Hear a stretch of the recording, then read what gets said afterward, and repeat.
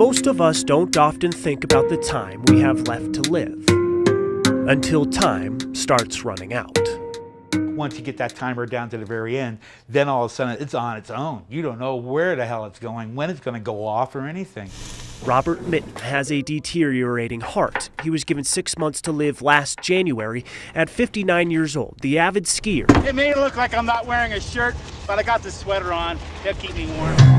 The Florida Gators fanatic. Where the Gators hired Urban Meyer, and I was starting to look for a cat, so I said, well, my next cat's name is Meyer. Says he doesn't have too many regrets. Had a crazy 3-week marriage. And he doesn't want to regret the end. And I don't want to go through the very last throes of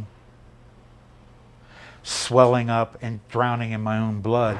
In Colorado, Robert doesn't have the ability to get life-ending prescription drugs.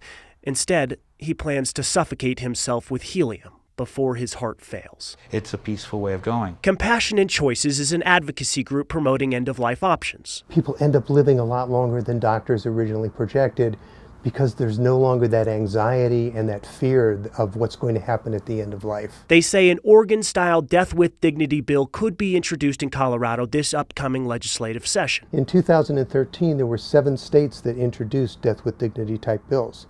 The only one that passed was the Vermont law, but we see this as a regular occurrence now. Not everyone agrees these laws are a good idea, including the Catholic Church, which teaches that life is sacred from conception to natural death. When you say death with dignity, we're all for that. Dr. Alan Rastrelli is a Catholic deacon who specializes in end-of-life care.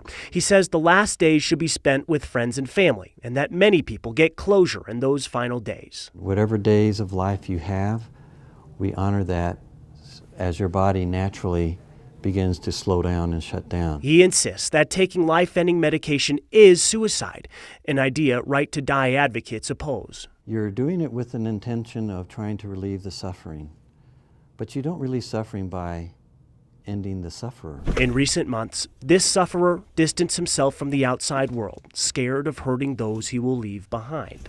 Friends, family, my cat. The end is likely very near for Robert, who will take matters into his own hands. My cat, Bird. Before his natural lifetime runs out. There's a time when you need to turn off the switch, and that's the change that we need to make. In Denver, Ryan Harrer. It's going to be a good one today. 9 News. Now look how far away that